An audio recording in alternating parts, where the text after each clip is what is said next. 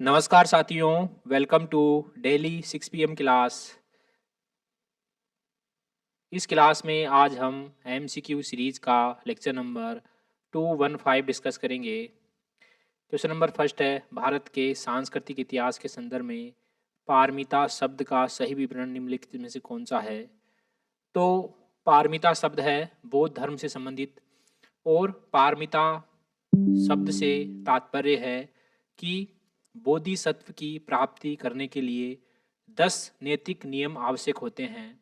अगर किसी को बोधिसत्व की प्राप्ति करनी है तो उनको 10 नैतिक नियमों का पालन करना है।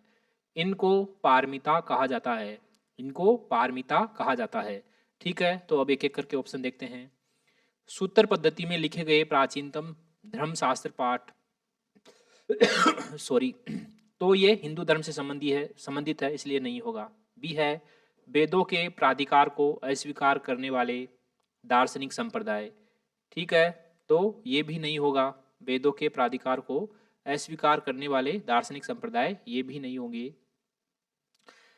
सी है, परिपूर्णताएं जिनकी प्राप्ति से बोधिसत्व पथ प्रशस्त हुआ।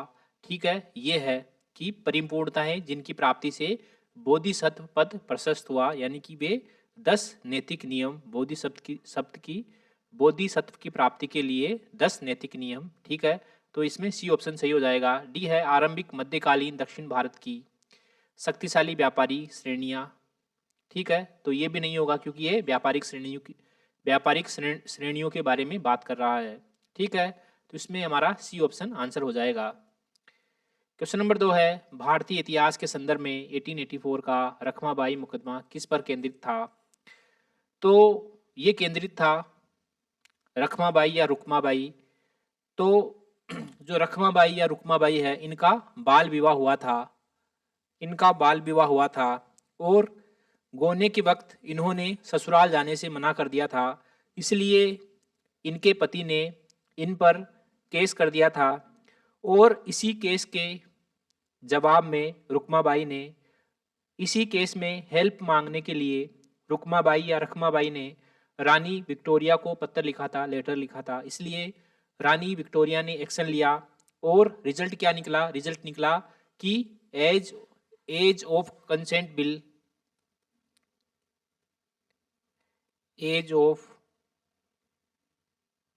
बिल लाया गया। ये कौन सा था? 1891। एज ऑफ कंसेंट बिल लाया गया 1891, और इसमें एज ऑफ कंसेंट बिल 1816 को ही संशोधित किया गया था। इसमें क्या प्रावधान लाया गया? इसमें प्रावधान लाया गया था कि जो फीमेल की एज है वो 10 की जगह 12 कर दी गई थी, और भी बहुत सारे जो है प्रावधान लाए गए थे इसमें। तो इसमें पहला ऑप्शन है, महिलाओं का शिक्षा पाने का अधिकार। नहीं, ऐसा कुछ नहीं है। दूसरा है, सहमति की आयु। हाँ, सही है। और दाम्पत्य अधिकारों का प्रत्यास्थापन। हाँ, ये भी प्रावधान था इसमें। ठीक है, तो 2 और 3 इसका आंसर हो जाएगा। 2 और 3 इसका आंसर हो जाएगा, option number B. Question number 3 है, निम्नलिखित में से किस कारण से भारत में 20वीं शताब्दी के आरंभ में नील की खेती का ह्रास हुआ था। ठीक है, 20वीं शताब्दी के आरंभ में नील की खेती का ह्रास हुआ था। पहला ऑप्शन ए है, नील के उत्पादकों के अत्याचारी आचरण के प्रति काश्तकारों का विरोध। ठीक है, तो ऐसा हुआ था, काश्तकारों ने नील उत्पादक अत्याचारियों के विरोध किया था। लेकिन ये 19वीं शताब्दी की घटना है।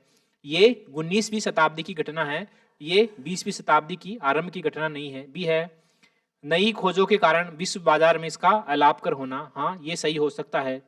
सी है, नील की खेती का राष्ट्रीय नेताओं के द्वारा विरोध किया जाना। है, ऐसा हुआ था, गांधी जी के द्वारा जो है चंपारण में विरोध किया गया था। लेकिन एक आंदोलन की वजह से इतनी बड़ी नील की खेती बंद नहीं हो सकती है, इसलिए ये ऑप्शन इतना प्रासंगिक नहीं लग रहा है। ठीक है, और डी है, उत्पादकों के ऊपर सरकार का नियंत्रण। ऐसा नहीं था। ठीक है, तो ए वैसे नहीं होगा क्योंकि ये 19वीं शताब्दी की घटना है। सी कम सही लग रहा है, इसलिए बी इसमें सही आंसर होगा।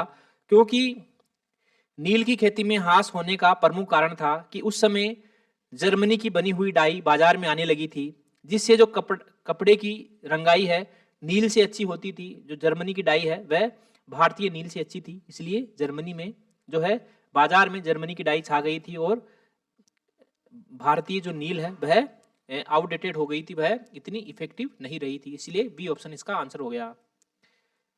क्वेश्चन नंबर 4 है, बेलेजली ने कलकत्ता में फोर्ट विलियम कॉलेज की स्थापना किस लिए की थी? तो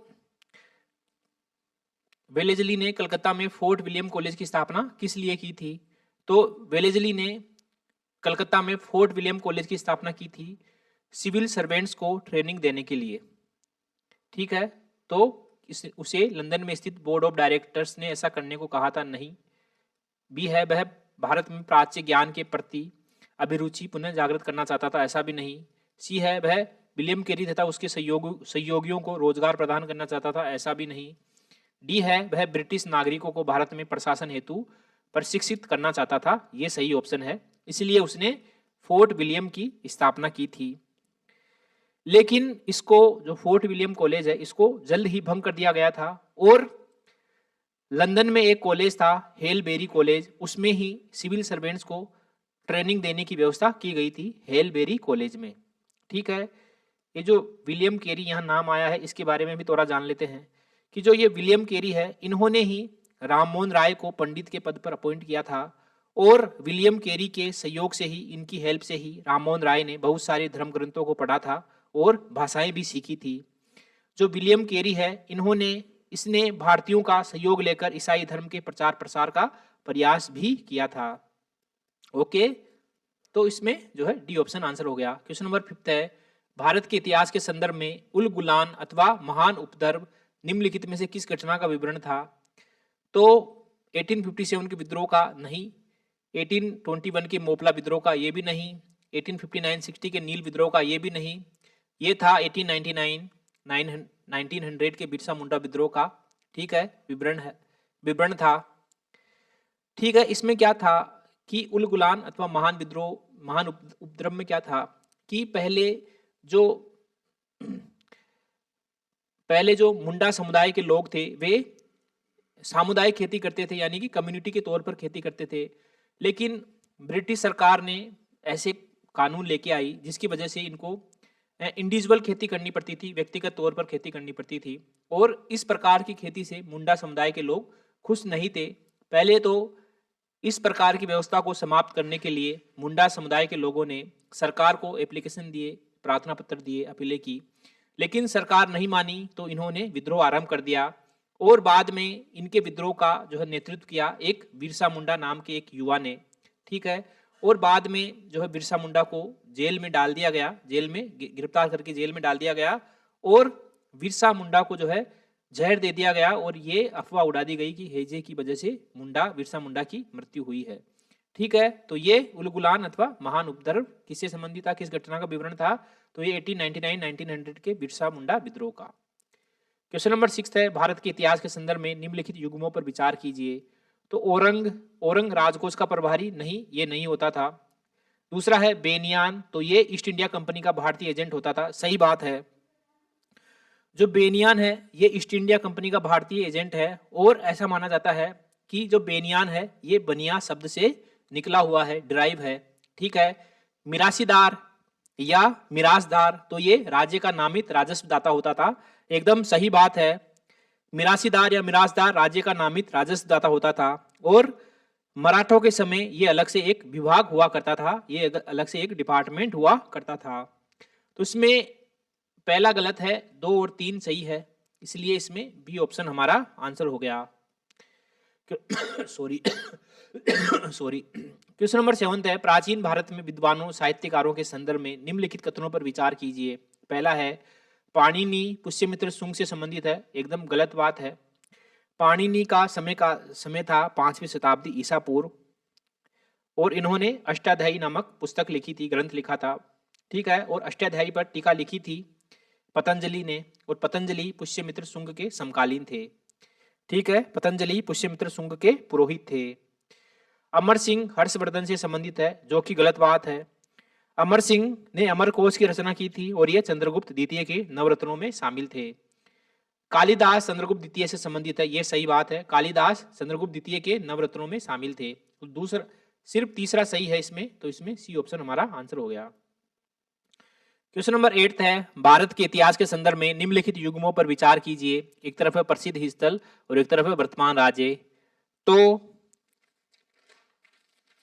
भिलसा भिलसा अवस्थित है मध्य प्रदेश में, वर्तमान मध्य प्रदेश में, सही है। द्वार समुद्र, तो जो ये द्वार समुद्र है ये होयसेल राजवंश की राजधानी थी, और ये जो है होयसलों की राजधानी थी कर्नाटक में। इसमें दे रखा है महाराष्ट्र, जो कि गलत है। दूसरा गलत है। गिरिनगर या गिरनार, रुद्र दमन का गिरनार अभिलेख, ठीक है। तो ये गिरिनार या गिरिनगर अभिलेख, तो ये गुजरात में अवस्थित है, सही बात है।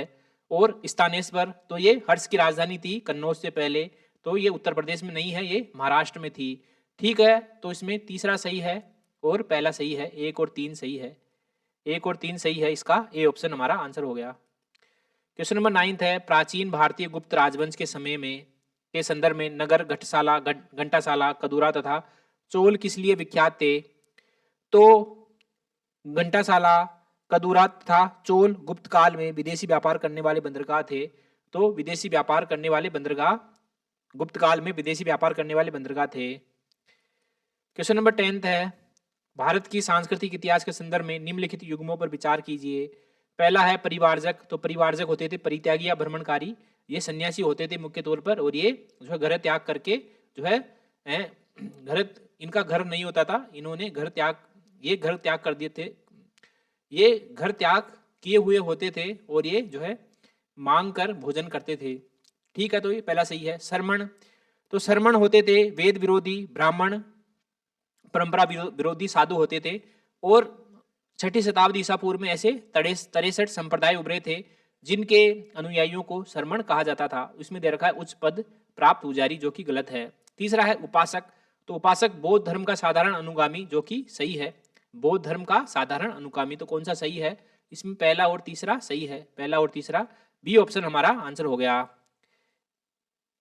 इसी के साथ एमसीक्यू सीरीज का लेक्चर नंबर 215 यही समाप्त होता है। मिलते हैं अगले लेक्चर में, तब तक के लिए थैंक यू वेरी मच।